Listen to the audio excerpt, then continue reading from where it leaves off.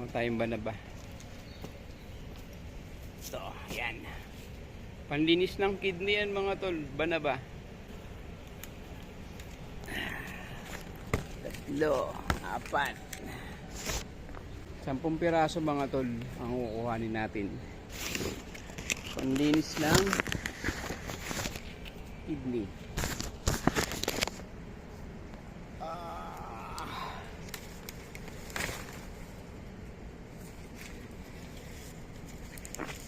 Ay, 1, 2, 3, 4, 5, 6.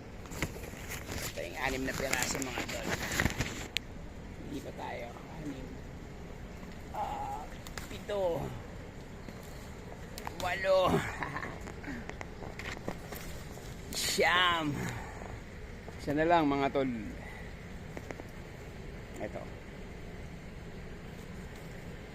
mas maganda kasi mga tol yung ano medyo magulang-gulang na.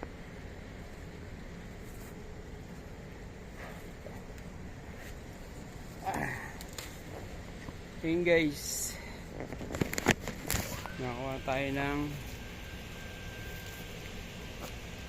10 banaba panlinis ng kidney mga tol.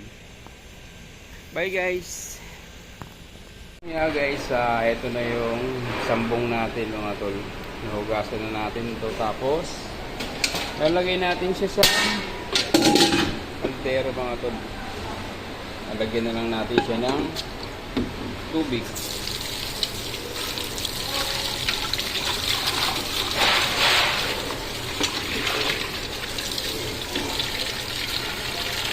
Tapos lagay na natin yung sambong natin mga tol. 10 piraso yan. Hintayin lang. Ngayon guys, naapoyan na natin yung ating sambong. Ayan. Hintayin na lang natin kumulo mga tol. Takpan muna natin siya ng tray.